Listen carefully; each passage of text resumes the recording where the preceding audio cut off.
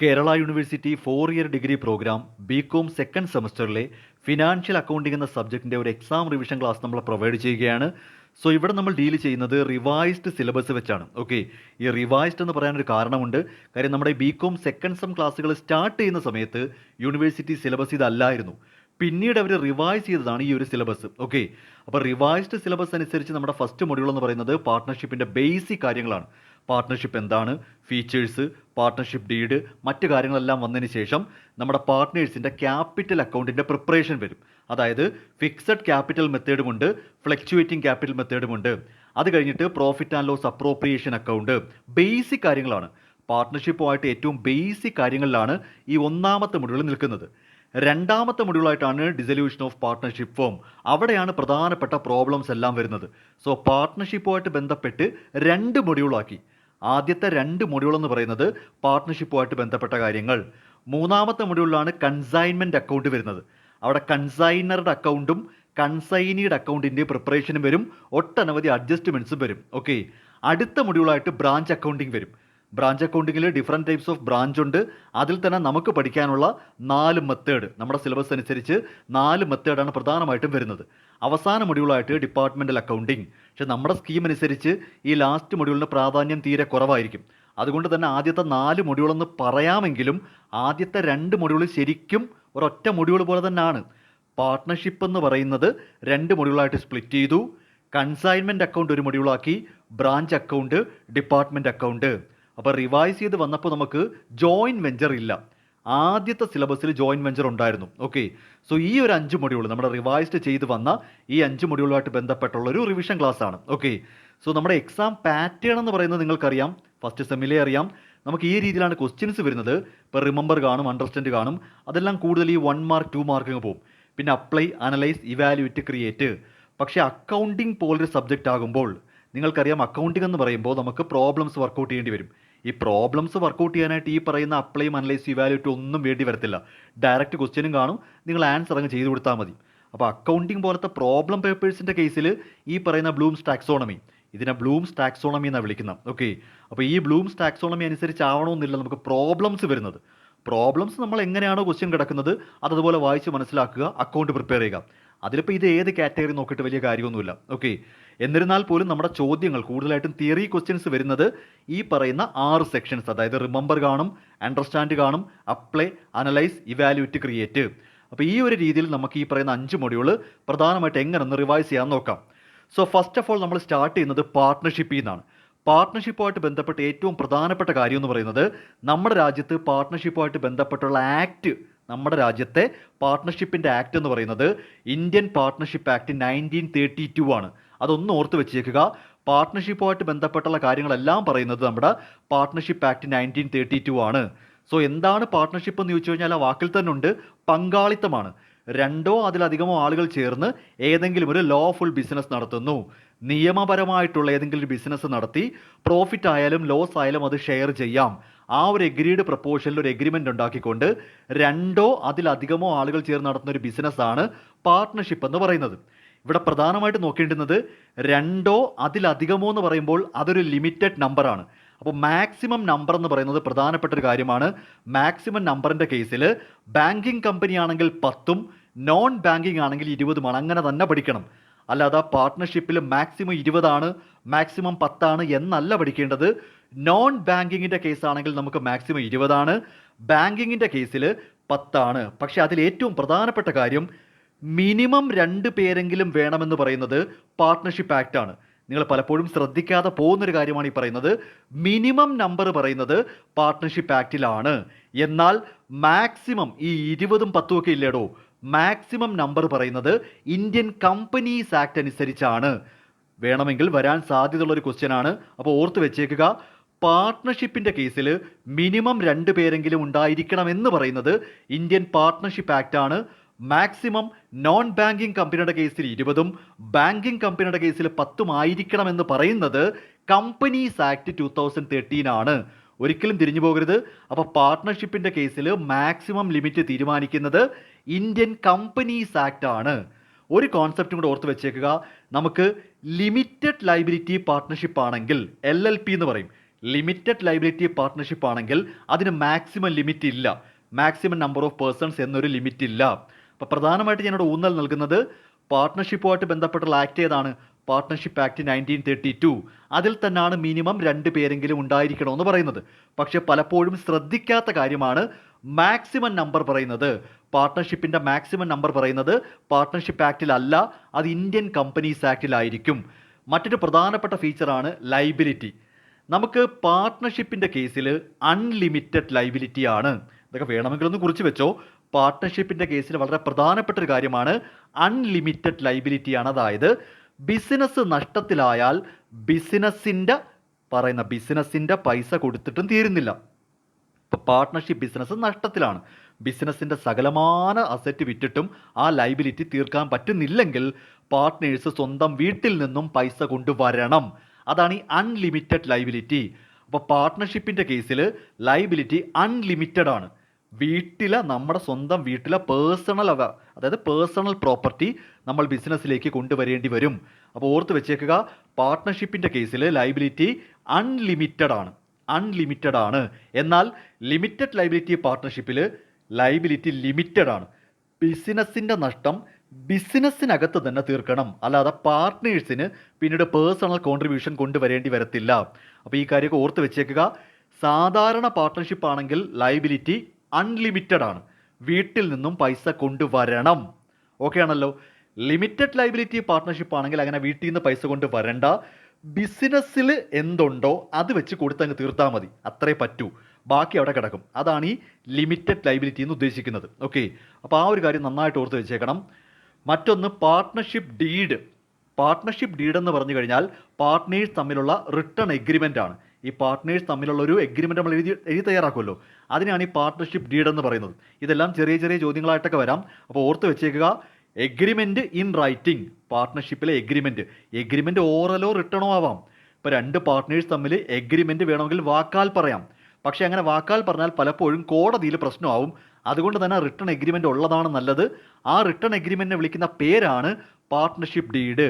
പലപ്പോഴും 3 year degree ആയിട്ട് compare ചെയ്യുവാണ്. ഇപ്പം നിങ്ങളുടെ 4 ഇയർ ഡിഗ്രി ആണെന്ന് എനിക്കറിയാം, എങ്കിലും 3 ഇയർ ഡിഗ്രിയുടെ കേസിലും അവരും ഇതൊക്കെ പഠിച്ചത് തന്നെയാണ്. അവർക്ക് മിക്കവാറും ചോദിച്ച് കാണുന്നൊരു ചോദ്യം ഇതാണ്: പാർട്ട്ണർഷിപ്പ് ഡീഡിലെ ഒരു 4 കണ്ടൻറ്റ്, പാർട്ട്ണർഷിപ്പ് ഡീഡിലെ ഒരു 6 കണ്ടൻറ്റ്, 4 or 6 ഇങ്ങനെ വരാറുണ്ട് 2 മാർക്കിനൊക്കെ. അപ്പോൾ ഓർത്ത് വെച്ചോ, പാർട്ട്ണർഷിപ്പ് ഡീഡിലെ കണ്ടൻറ്റ് എഴുതാൻ ഒരു ബുദ്ധിമുട്ടുമില്ല. ഫേമിൻ്റെ പേര്, അഡ്രസ്സ്, ബിസിനസ്സിൻ്റെ നേച്ചർ, എന്നാണ് തുടങ്ങിയത്, പ്ലേസ് എവിടെയാണ്, ഇതെന്തുകൊണ്ട് എഴുതാം. Capital contribution, profit sharing ratio, ഇതിലേതെങ്കിലുമൊക്കെ 4-5 കാര്യങ്ങൾ നോക്കി വെച്ചേക്ക്, വേണമെങ്കിൽ ചോദിക്കാം. കാര്യം സ്ഥിരമായിട്ട് 3 ഇയർ ഡിഗ്രി ചേട്ടന്മാർക്ക് ഈ ഒരു ക്വസ്റ്റ്യൻ വരുമായിരുന്നു. അപ്പോൾ ഇതുവരെ നമ്മൾ പറഞ്ഞിരിക്കുന്നത് എന്താണ് പാർട്ട്ണർഷിപ്പിൻ്റെ ഫീച്ചേഴ്സ് നോക്കി വെച്ചേക്കണം. അതിൽ ഏറ്റവും പ്രധാനപ്പെട്ട ഫീച്ചർ എന്ന് പറയുന്നത് ലിമിറ്റഡ് നമ്പർ, അതായത് 10, 20 എന്നൊക്കെ പറഞ്ഞ മാക്സിമം നമ്പർ പറയുന്നത് ഇന്ത്യൻ കമ്പനീസ് ആക്ട് ആണ്. ആ പറയുന്ന മാക്സിമം ലിമിറ്റ് LLPക്ക് ബാധകമല്ല. LLPയുടെ കേസിൽ ലിമിറ്റഡ് ലൈബിലിറ്റിയുമാണ്. ഫുൾ ഫോം തന്നെ അങ്ങനെയാണ്, ലിമിറ്റഡ് ലൈബിലിറ്റി പാർട്ട്ണർഷിപ്പ്. അപ്പോൾ ഇത്രയും കാര്യത്തിൽ നിന്നും മിക്കവാറും പല ക്വസ്റ്റ്യൻസും വരാൻ സാധ്യതയുണ്ട്. നെക്സ്റ്റ് നമ്മൾ മൂവ് ചെയ്യുന്നതെന്ന് പറയുന്നത്, ഞാൻ ജസ്റ്റ് പറയുന്നതേ ഉള്ളൂ ഏതൊക്കെ ടോപ്പിക് ഉണ്ട്, എന്തൊക്കെ നോക്കണം എന്നുള്ളത്. നിങ്ങൾക്ക് ലിമിറ്റഡ് ലൈബിലിറ്റി പാർട്ട്ണർഷിപ്പ് എന്താണെന്ന് നോക്കി വെച്ചേക്കുക. ലിമിറ്റഡ് ലൈബിലിറ്റി പാർട്ട്ണർഷിപ്പ് എന്ന് പറഞ്ഞാൽ പാർട്ട്ണർഷിപ്പ് ബിസിനസ്സിൻ്റെയും കമ്പനിയുടെയും കൂടെ മിക്സ്ചറാണ്. ആൾക്കാർ തമ്മിലുള്ള പാർട്ട്ണർഷിപ്പാണ്, പക്ഷേ അത് നടത്തിക്കൊണ്ട് പോകുന്നത് ഒരു കമ്പനി നടത്തിക്കൊണ്ട് പോകുന്നത് പോലാണ്. കാരണം അവിടെ ലൈബിലിറ്റി എന്ന് പറയുന്നത് ലിമിറ്റഡ് ആണ്. അതായത് ആ പാർട്ട്ണർഷിപ്പ് ബിസിനസ്സിന് എന്തെങ്കിലും നഷ്ടം വന്നാൽ ആ ബിസിനസ്സിൽ നിന്നുള്ള എമൗണ്ട്, ആ ബിസിനസ്സിൻ്റെ എമൗണ്ട് എടുത്ത് നമുക്ക് കൊടുത്തു തീർക്കാൻ പറ്റുമെങ്കിൽ കൊടുത്താൽ മതി, വീട്ടിൽ നിന്നും കൊണ്ടുവരണ്ട. അപ്പോൾ ലിമിറ്റഡ് ലൈബിലിറ്റി പാർട്ട്ണർഷിപ്പ് എന്ന് പറയുന്നത് പാർട്ട്ണർഷിപ്പ് ബിസിനസ്സിൻ്റെ സ്വഭാവവുമുണ്ട്, കമ്പനീസിൻ്റെ സ്വഭാവവുമുണ്ട്. പക്ഷേ അവിടെ ഏറ്റവും ശ്രദ്ധിക്കേണ്ട കേസ്, ലിമിറ്റഡ് ലൈബിലിറ്റി പാർട്ട്ണർഷിപ്പ് എന്ന് പറയുന്നത് പാർട്ട്ണർഷിപ്പ് ആക്ട് അനുസരിച്ചുമല്ല, കമ്പനീസ് ആക്ട് അനുസരിച്ചുമല്ല, അതിന് പ്രത്യേകം LLP ആക്ട് ഉണ്ട്. ഇതൊക്കെ വേണമെങ്കിൽ 1 മാർക്കിനൊക്കെ ചോദിക്കാം.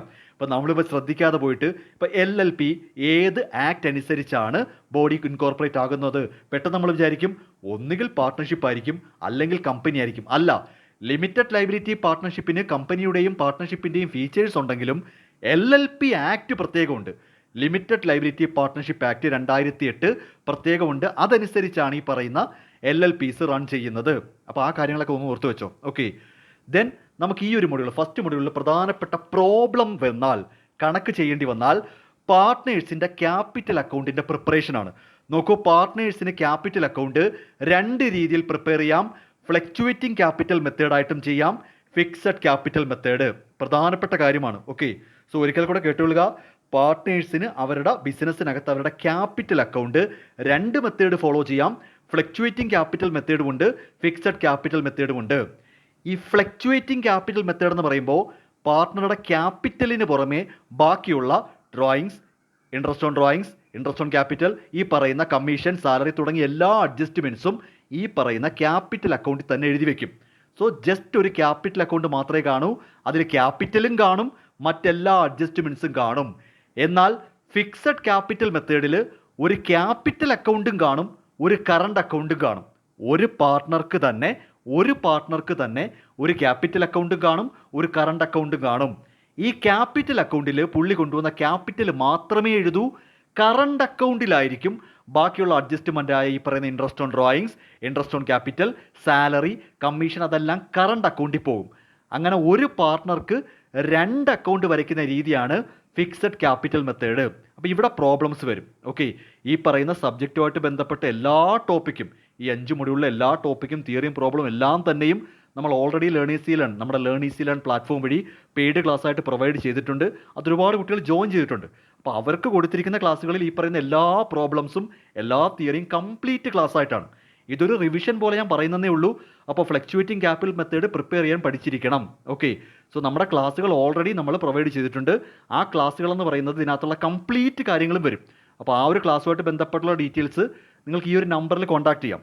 ഈ ഒരു നമ്പറിൽ കോൺടാക്ട് ചെയ്താൽ ഈ സബ്ജക്റ്റിൻ്റെ കംപ്ലീറ്റ് ക്ലാസ്സും തിയറിയും പ്രോബ്ലം എല്ലാം കംപ്ലീറ്റ് ക്ലാസ്സും നമ്മൾ പ്രൊവൈഡ് ചെയ്യും. അത് പെയ്ഡ് ക്ലാസ് ആയിട്ട് ഓൾറെഡി കുട്ടികൾ എന്തായാലും ഒരുപാട് പേര് ജോയിൻ ചെയ്തിട്ടുണ്ട്. ഓക്കെ, അപ്പോൾ ഇനിയും താല്പര്യമുള്ളവർക്ക് ഈ ഒരു നമ്പറിൽ കോൺടാക്ട് ചെയ്താൽ ഈ സബ്ജക്റ്റ് കംപ്ലീറ്റ് ആയിട്ട് കിട്ടും. ഓക്കെ, സോ ഇവിടെ നമുക്കൊരു റിവിഷൻ പോലെ കാര്യങ്ങൾ പറഞ്ഞു പോകാം. അപ്പോൾ നിർബന്ധമായിട്ട് നിങ്ങൾ മനസ്സിലാക്കേണ്ടത് എന്താണ് ഫ്ലക്ച്വേറ്റിംഗ് ക്യാപിറ്റൽ മെത്തേഡ്, എന്താണ് ഫിക്സഡ് ക്യാപിറ്റൽ മെത്തേഡ്. ഇവിടെ മറ്റൊരു ചോദ്യം ഞാൻ ചോദിക്കാം, നിങ്ങൾ ശ്രദ്ധിച്ചിട്ടുണ്ടോ എന്ന് എനിക്കറിയത്തില്ല. ഫ്ലക്ച്വേറ്റിംഗ് ക്യാപിറ്റൽ മെത്തേഡിന് മറ്റൊരു പേരാണ് ഫ്ലോട്ടിംഗ് ക്യാപിറ്റൽ മെത്തേഡ്. കാര്യം ഇവിടെ ക്യാപിറ്റൽ അക്കൗണ്ട് ബാലൻസ് ഓരോ വർഷവും മാറിക്കൊണ്ടേയിരിക്കും. ഈ വർഷത്തെ ക്യാപിറ്റൽ അക്കൗണ്ട് ബാലൻസ് ആയിരിക്കത്തില്ല അടുത്ത വർഷം. ക്യാപിറ്റൽ മാറുമെന്നല്ല ഞാൻ പറയുന്നത്, ക്യാപിറ്റൽ അക്കൗണ്ടിൻ്റെ ബാലൻസ് മാറിക്കൊണ്ടിരിക്കും. അതുകൊണ്ട് തന്നെ ഇതിൻ്റെ മറ്റൊരു പേരാണ് ഫ്ലക്ച്വേറ്റിംഗ് ക്യാപിറ്റൽ മെത്തേഡിൻ്റെ മറ്റൊരു പേരാണ് ഫ്ലോട്ടിംഗ് ക്യാപിറ്റൽ മെത്തേഡ്. ഓക്കെ, ഇനി ഒരു കാര്യം കൂടെ ശ്രദ്ധിച്ച് കേട്ടോ. ഇപ്പം നിങ്ങൾക്കൊരു ക്വസ്റ്റ്യൻ തന്നിരിക്കുവാണ്. A and B are partners, കുറേ കാര്യങ്ങൾ തന്നിട്ട് പറയുവാണ് പ്രിപ്പയർ ക്യാപിറ്റൽ അക്കൗണ്ട് എന്ന് മാത്രമേ പറഞ്ഞിട്ടുള്ളൂ. അതായത് ഏത് മെത്തേഡ് പ്രിപ്പയർ ചെയ്യണമെന്ന് പറഞ്ഞിട്ടില്ലെന്ന് വിചാരിക്കുക. ഇപ്പോൾ ഒരു 4 മാർക്കിൻ്റെ ചോദ്യം വരുവാണ്. 2 പാർട്ട്നേഴ്സിൻ്റെ കേസിൽ ക്വസ്റ്റ്യനിൽ കുറേ കാര്യങ്ങളൊക്കെ തന്നിട്ടുണ്ട്. പക്ഷേ ഫൈനലി ഇങ്ങനെ പറയുന്നുള്ളൂ, prepare capital account. Fluctuating capital മെത്തേഡെന്നോ ഫിക്സഡ് ക്യാപിറ്റൽ മെത്തേഡെന്നോ എടുത്ത് പറഞ്ഞിട്ടില്ലെങ്കിൽ നിങ്ങൾ ഏത് മെത്തേഡ് പ്രിപ്പയർ ചെയ്യും? ക്വസ്റ്റ്യൻ മിസ്റ്റേക്ക് ഒന്നുമല്ല. അപ്പോൾ ആ കാര്യം കൂടെ ഒന്ന് പറഞ്ഞുതരാം. നോക്കൂ, ഫ്ലക്ച്വേറ്റിംഗ് ക്യാപിറ്റൽ മെത്തേഡ് ആണെന്നോ ഫിക്സഡ് ക്യാപിറ്റൽ മെത്തേഡ് ആണെന്നോ പറയുന്നില്ലെങ്കിൽ ഓർത്ത് വെച്ചേക്കുക, നിങ്ങൾ ഫ്ലക്ച്വേറ്റിംഗ് ക്യാപിറ്റൽ മെത്തേഡിലാണ് ആ അക്കൗണ്ട് പ്രിപ്പയർ ചെയ്യേണ്ടത്. അതൊരു പ്രൊവിഷനാണ്. അതൊരു പുതിയ അറിവാണെങ്കിൽ ജസ്റ്റ് ഒന്ന് നോട്ട് ചെയ്ത് വെച്ചേക്കുക. ഒരു ക്വസ്റ്റ്യനിൽ ഏത് മെത്തേഡാണെന്ന് മെൻഷൻ ചെയ്തിട്ടില്ലെങ്കിൽ നിങ്ങൾ അങ്ങോട്ടും ഇങ്ങോട്ടും തപ്പണ്ട, ടോസ് ഇട്ടൊന്നും നോക്കണ്ട, എങ്കിലത് ഫ്ലക്ച്വേറ്റിംഗ് ക്യാപിറ്റൽ മെത്തേഡാണ്. അപ്പോൾ ഒന്നും പറഞ്ഞിട്ടില്ലെങ്കിൽ ഫ്ലക്ച്വേറ്റിംഗ് ആണ്. ഫിക്സഡ് ക്യാപിറ്റൽ മെത്തേഡ് ആണെങ്കിൽ ഉറപ്പായിട്ടും എടുത്ത് പറയണം. അപ്പോൾ വീണ്ടും ഞാൻ പറയുവാണ്, പ്രത്യേകിച്ച് ഒന്നും പറഞ്ഞിട്ടില്ലെങ്കിൽ, മെത്തേഡ് ഏതാണെന്ന് പറഞ്ഞിട്ടില്ലെങ്കിൽ നിങ്ങൾ ഫ്ലക്ച്വേറ്റിംഗ് ക്യാപിറ്റൽ മെത്തേഡ് തന്നെ യൂസ് ചെയ്യണം. ഇത് വലിയ ആനക്കാര്യമൊന്നുമല്ലോ, ഒരു ക്യാപിറ്റൽ അക്കൗണ്ട് അങ്ങോട്ട് വരച്ചിട്ട് എല്ലാം ക്രെഡിറ്റ് ആണല്ലോ, ക്യാപിറ്റലിന് ക്രെഡിറ്റ് ആണല്ലോ. ഈ ക്യാപിറ്റലിന് ക്രെഡിറ്റ് ആണെന്നും അസറ്റിന് ഡെബിറ്റ് ആണെന്നൊക്കെ ഞാൻ നിങ്ങളെ ഫസ്റ്റ് സെമ്മിൽ തന്നെ പഠിപ്പിച്ചിട്ടുണ്ട്. ക്ലാസ് കണ്ടോന്നും എനിക്ക് അറിയത്തില്ല. ഫസ്റ്റ് സെമ്മിൽ അക്കൗണ്ടിങ് പ്രിൻസിപ്പിൾസ് ആൻഡ് സ്റ്റാൻഡേർഡ്സിൽ തന്നെ ഏറ്റവും ബേസിക്കലി ഞാൻ പഠിപ്പിച്ച കാര്യങ്ങളാണ് ഇതൊക്കെ. ഓക്കെ, അപ്പോൾ ഈ ക്യാപിറ്റൽ അക്കൗണ്ട് വരയ്ക്കാനായിട്ട് ഇപ്പോഴും ഒരു ടെൻഷൻ, അയ്യോ എനിക്ക് ക്യാപിറ്റൽ അക്കൗണ്ട് വരയ്ക്കാൻ അറിയത്തില്ലല്ലോ, അയ്യോ വേണ്ട, ടെൻഷനൊന്നും വേണ്ട. ബേസിക്കലി ക്യാപിറ്റൽ അക്കൗണ്ട് വരയ്ക്കുക, ക്യാപിറ്റൽ അക്കൗണ്ട് വരുന്ന ക്രെഡിറ്റിലാണ്. ഓക്കെ, പിന്നെ ഈ ക്യാപിറ്റൽ കൂട്ടുന്ന പുള്ളിക്ക് നല്ല കാര്യങ്ങൾ ഏതൊക്കെയാണ്? സാലറി കിട്ടും, നല്ല കാര്യം, ക്രെഡിറ്റ് ചെയ്തോ. നമുക്ക് ക്യാപിറ്റൽ കൂടണല്ലോ, കമ്മീഷൻ കിട്ടും, നല്ല കാര്യം, ക്രെഡിറ്റ് ചെയ്തോ. അപ്പോൾ ക്രെഡിറ്റ് കൂടി വരുന്ന എല്ലാം ക്രെഡിറ്റ് ചെയ്യുക. ഈ പറഞ്ഞ ഇൻട്രസ്റ്റ് ഓൺ ഡ്രോയിങ്സ് ഒക്കെ പുള്ളിയുടെ ക്യാപിറ്റലിൽ കുറയേണ്ടല്ലേ, ഡെബിറ്റ് എന്നിട്ട് ബാലൻസ് ചെയ്താൽ മതി, കിട്ടി 4 മാർക്ക്. പക്ഷേ ഇവിടെ 4 മാർക്ക് പോലും കിട്ടാത്ത എന്തുകൊണ്ടെന്നറിയോ? ഞാൻ ഈ പറയുന്നതാണ് ലോജിക്ക് എന്ന് പലർക്കും അറിയത്തില്ല. അപ്പോൾ പലരും നോക്കുമ്പോൾ എനിക്ക് ക്യാപിറ്റൽ അക്കൗണ്ട് പ്രിപ്പയർ ചെയ്യാൻ അറിയത്തില്ല, എന്നെക്കൊണ്ട് പറ്റത്തില്ല, വിട്ടേക്കുക, ഞാൻ തോറ്റു. ക്യാപിറ്റൽ അക്കൗണ്ട് ഇത്രയേ ഉള്ളൂ. ഒരു ക്യാപിറ്റൽ അക്കൗണ്ട് ഇങ്ങനെ അങ്ങോട്ട് വരയ്ക്കുന്നു, വരച്ചു, ബാലൻസ് ബ്രോഡ് എന്നാ ക്യാപിറ്റൽ കൊണ്ടുവന്നു. സാലറി ഉണ്ടെങ്കിൽ എഴുതിക്കോ, കമ്മീഷൻ എഴുതിക്കോ, ഇൻട്രസ്റ്റ് ഒക്കെ കിട്ടുന്നതെല്ലാം ക്രെഡിറ്റ്, പുള്ളിയുടെ നല്ലതെല്ലാം credit, interest on drawings debit, balance ഇതാ കിട്ടി 4 മാർക്ക്. ഇതാണ് ഫ്ലക്ച്വേറ്റിങ്ങിൽ. ഫിക്സഡ് ആവുമ്പോൾ ക്യാപിറ്റൽ അക്കൗണ്ട് വരച്ച് ക്യാപിറ്റൽ മാത്രം കാണിക്കുക, കറണ്ട് അക്കൗണ്ട് വരച്ചിട്ട് ബാക്കി അഡ്ജസ്റ്റ്മെൻറ്റ് കാണിക്കുക. അപ്പോൾ ഇങ്ങനെ പ്രോബ്ലംസ് എല്ലാം തന്നെ നമ്മൾ ഓൾറെഡി വർക്കൗട്ട് ചെയ്ത ക്ലാസ്സുകൾ ഇട്ടിട്ടുണ്ട്. അപ്പോൾ അതനുസരിച്ച് നിങ്ങൾ ഈ പറയുന്ന ഫിക്സഡ് ഫ്ലക്ച്വേറ്റിംഗ് നന്നായിട്ട് നോക്കുക. മറ്റൊരു ടോപ്പിക്കാണ് profit and loss appropriation account. First മുതൽ വരുന്ന മറ്റൊരു പ്രോബ്ലമാണ് ഈ പറഞ്ഞ profit and loss appropriation account. ഇത് ശരിക്കും പറഞ്ഞാൽ പ്രോഫിറ്റ് ആൻഡ് ലോസ് അക്കൗണ്ടിൻ്റെ ഒരു എക്സ്റ്റൻഷൻ പോലെയാണ്. അതായത് ബിസിനസ് ലാഭത്തിലാണോ നഷ്ടത്തിലാണോ എന്ന് അറിയാനായിട്ട് നമ്മൾ പി ആൻഡ് എൽ അക്കൗണ്ട് വരയ്ക്കും. ഓക്കെ, ഈ പ്രോഫിറ്റ് ആൻഡ് ലോസ് അക്കൗണ്ട് വരയ്ക്കുമ്പോൾ നമുക്ക് പ്രോഫിറ്റ് കിട്ടിക്കഴിഞ്ഞാൽ ആ പ്രോഫിറ്റിൽ നിന്നാണ് ഈ പറയുന്ന പാർട്ട്നേഴ്സിന് സാലറിയും കമ്മീഷനും എല്ലാം കൊടുക്കേണ്ടത്. സോ നമ്മൾ ചെയ്യുന്ന ഇതാണ്, പ്രോഫിറ്റ് ആൻഡ് ലോസ് അക്കൗണ്ടിന് ശേഷം ഒരു എക്സ്റ്റൻഷൻ പോലെയാണ് profit and loss appropriation account prepare ചെയ്യേണ്ടത്. അപ്പോൾ വേണമെങ്കിൽ ഒരു മാർക്കിനൊക്കെ ചോദിക്കാം, which is an extension of profit and loss account. അത് പ്രോഫിറ്റ് ആൻഡ് ലോസ് അപ്രോപ്രിയേഷൻ അക്കൗണ്ടാണ്. അപ്പോൾ ഈ profit and loss appropriation account വരച്ചിട്ടാണ് പാർട്ട്നേഴ്സിന് ആവശ്യമായ ഈ പറഞ്ഞ സാലറിയും കമ്മീഷനും ഇൻട്രസ്റ്റും എല്ലാം കൊടുക്കുന്നത്. അപ്പോൾ ഇതും നമുക്ക് പ്രോബ്ലമാണ്. ഇതെല്ലാം നമ്മൾ ചെയ്യിപ്പിച്ചിട്ടുണ്ട്. ഓക്കെ, അപ്പോൾ ഫസ്റ്റ് മൊഡ്യൂൾ അനുസരിച്ച് നമുക്ക് 2 ടൈപ്പ് പ്രോബ്ലംസ് വരുന്നുണ്ട്. പാർട്ട്നേഴ്സിൻ്റെ ക്യാപിറ്റൽ അക്കൗണ്ട് പ്രിപ്പയർ ചെയ്യാനും വരുന്നുണ്ട്, പ്രോഫിറ്റ് ആൻഡ് ലോസ് അപ്രോപ്രിയേഷൻ അക്കൗണ്ടും വരുന്നുണ്ട്. സിമ്പിളാണ്. പ്രോഫിറ്റ് ആൻഡ് ലോസ് അക്കൗണ്ടിലെ പ്രോഫിറ്റ് എടുത്ത് വെച്ചിട്ട് ആ പ്രോഫിറ്റ് എടുത്ത് പാർട്ട്നേഴ്സിന് ആവശ്യമായ salary, commission, interest on capital ഇതൊക്കെ കൊടുക്കുക. ഈ പരിപാടി നടത്തുന്നോളൂ. ഓക്കെ, അപ്പോൾ അതൊക്കെ ജസ്റ്റ് ഒന്ന് നോക്കി വെച്ചേക്കുക. അപ്പോൾ ഒന്നാമത്തെ മൊഡ്യൂൾ എന്ന് പറയുന്നത് ബേസിക്കലി പാർട്ട്ണർഷിപ്പിൻ്റെ ബേസിക് കാര്യങ്ങളാണ്. ഏറ്റവും ബേസിക് കാര്യങ്ങൾ ഒരു കൊച്ചുകുട്ടിക്ക് പറഞ്ഞാൽ മനസ്സിലാവേണ്ടതാണ്. എന്താണ് പാർട്ട്ണർഷിപ്പ്, മീനിങ്, ഫീച്ചേഴ്സ്, LLPയുടെ കോൺസെപ്റ്റ്. പിന്നീട് വരുന്നത് profit and loss appropriation account, അതിൻ്റെ പ്രോബ്ലംസ് ചെയ്യാൻ പഠിച്ചിരിക്കണം. ദെൻ ഈ പറയുന്ന ഫ്ലക്ച്വേറ്റിംഗ് ക്യാപിറ്റൽ മെത്തേഡും ഫിക്സഡ് ക്യാപിറ്റൽ മെത്തേഡും എന്താണെന്ന് അറിഞ്ഞ് വെച്ചേക്കുക. ഡിഫറൻസ് വേണമെങ്കിൽ നോക്കാം, ടെക്സ്റ്റ് കാണും, ഒരു 4 ഡിഫറൻസ് എങ്കിലും കാണും. കാര്യം നിങ്ങളുടെ 3rd ഇയർ ഡിഗ്രി ഉണ്ടല്ലോ, 3 ഇയർ ഡിഗ്രി, ആ ചേട്ടന്മാർക്ക് സ്ഥിരമായിട്ട് വരുന്നൊരു ചോദ്യമായിരുന്നു, difference between fixed capital method and fluctuating. ആ വാക്കിൽ തന്നെ ഉണ്ടോ, ഫിക്സഡ് ആകുമ്പോൾ ക്യാപിറ്റൽ ഫിക്സഡ് ആയിരിക്കും, ഫ്ലക്ച്വേറ്റിങ്ങിൽ ക്യാപിറ്റൽ ഫ്ലക്ച്വേറ്റിംഗ് ആയിരിക്കും.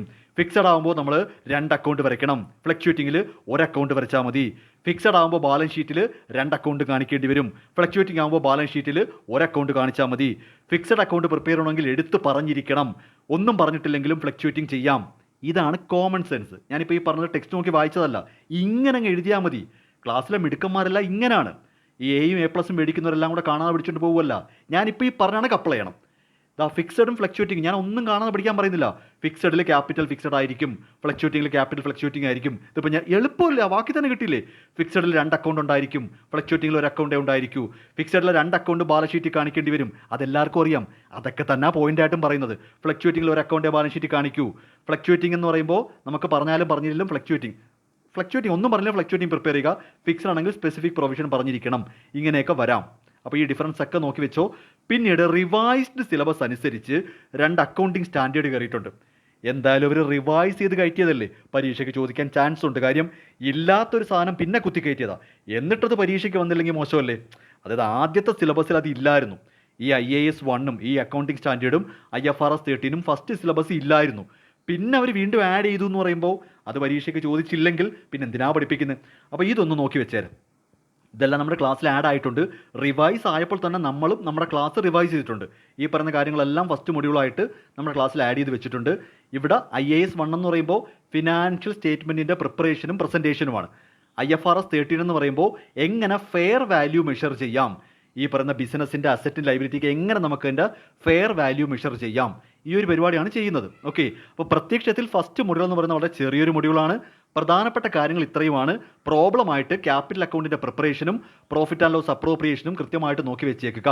ഓക്കെ, ദെൻ അടുത്ത മൊഡ്യൂൾ പാർട്ട്ണർഷിപ്പിൻ്റെ തന്നെ കണ്ടിന്യൂഷനായിട്ട് പോകുമ്പോൾ അടുത്ത മൊഡ്യൂൾ എന്ന് പറയുമ്പോൾ നമുക്ക് ശ്രദ്ധിച്ച് കേട്ടോണം. നമുക്ക് ആദ്യത്തെ സിലബസ് അനുസരിച്ച് അഡ്മിഷനും റിട്ടയർമെൻറ്റും ഡെത്തും ഒക്കെ ഉണ്ടായിരുന്നു. ഞാൻ ശ്രദ്ധിച്ച് കേട്ടോണം. ഇതൊന്നും ഇപ്പോൾ പഠിപ്പിക്കാനില്ല, ഇയാൾ ഇതൊന്നും പറയണ്ട എന്ന് മാത്രം മനസ്സിൽ പറഞ്ഞോളരുത്. ഞാൻ ശ്രദ്ധിച്ച് കേൾക്ക്.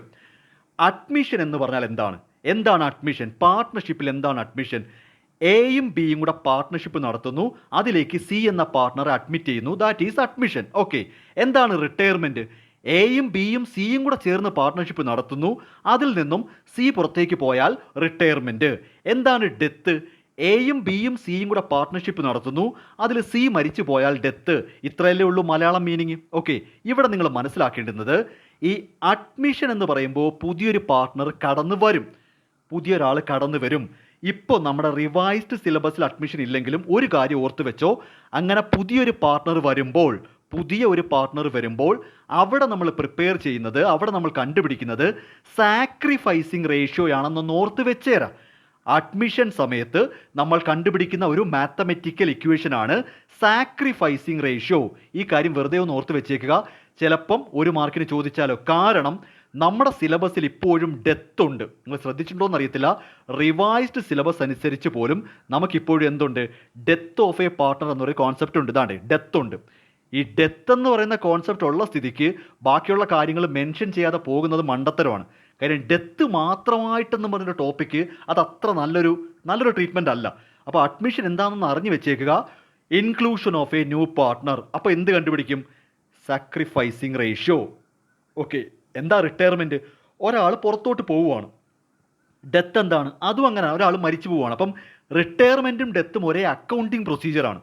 ഒരെണ്ണം ഒരാൾ വിരമിച്ച് പുറത്തോട്ട് പോകുന്നു, ഒരെണ്ണം മരിക്കുന്നു. ഈ രണ്ട് കേസിലും നമ്മൾ ഗെയിനിങ് റേഷ്യോ കണ്ടുപിടിക്കും. ഒന്ന് ഓർത്ത് വെച്ചേക്കടോ, നഷ്ടമൊന്നുമില്ലല്ലോ. അഡ്മിഷൻ സമയത്ത് സാക്രിഫൈസിങ് റേഷ്യോയും റിട്ടയർമെൻറ്റ് ഡെത്ത് സമയത്ത് ഗെയിനിങ് റേഷ്യോയുമാണ് നമ്മൾ കണ്ടുപിടിക്കുന്നത്. മറ്റൊരു പ്രധാനപ്പെട്ട കാര്യം, ഈ മൂന്ന് സമയത്തും അഡ്മിഷൻ ആയാലും റിട്ടയർമെൻ്റ് ആയാലും ഡെത്ത് ആയാലും ഈ മൂന്ന് സമയത്ത് നമ്മൾ പ്രിപ്പയർ ചെയ്യുന്നത് റീവാല്യുവേഷൻ അക്കൗണ്ട് ആണ്. അപ്പോൾ എന്താണ് റീവാല്യുവേഷൻ അക്കൗണ്ട് എന്ന് ചോദിച്ചാൽ, അഡ്മിഷൻ, റിട്ടയർമെൻറ്റ്, ഡെത്ത് ഈ ഒരു ടൈമിൽ ബിസിനസ്സിൻ്റെ അസറ്റും ലയബിലിറ്റിയും റീവാല്യൂ ചെയ്യുന്ന അക്കൗണ്ടാണ് റീവാല്യുവേഷൻ അക്കൗണ്ട്. അപ്പോൾ അഡ്മിഷൻ ആയാലും റിട്ടയർമെൻ്റ് ആയാലും ഡെത്ത് ആയാലും നമ്മൾ എന്ത് പ്രിപ്പയർ ചെയ്യണം? റീവാല്യുവേഷൻ അക്കൗണ്ട് പ്രിപ്പയർ ചെയ്യണം. അപ്പോൾ ഞാൻ ഒരു ഇൻഫർമേഷൻ തരുവാണ്. അഡ്മിഷൻ സമയത്ത് സാക്രിഫൈസിങ് റേഷ്യോ, റിട്ടയർമെൻറ്റ് ഡെത്ത് സമയത്ത് ഗെയിനിങ് റേഷ്യോ കണ്ടുപിടിക്കണം. ഓക്കെ, ഇനി അവിടെ തന്നെ ഈ മൂന്ന് കേസിലും അഡ്മിഷൻ ആയാലും റിട്ടയർമെൻ്റ് ആയാലും ഡെത്ത് ആയാലും നമ്മൾ പ്രിപ്പയർ ചെയ്യുന്നത് റീവാല്യുവേഷൻ അക്കൗണ്ട് ആണ്. ഇനിയാണ് ഞാൻ പറയുന്നത് പ്രധാനപ്പെട്ട ഒരു കാര്യം പറയുവാണ്. എടോ, അഡ്മിഷൻ സമയത്ത് പാർട്ട്നേഴ്സ് തമ്മിലുള്ള എഗ്രിമെൻ്റ് മാറുമല്ലോ. ഓൾറെഡി എയും ബിയും ആണ് ഉണ്ടായിരുന്നത്, എയും ബിയും ഉണ്ടായിരുന്നു. അവിടേക്ക് സി വരുമ്പോൾ ഇനി ഒരു പുതിയ എഗ്രിമെൻ്റ് എഴുതണ്ടേ?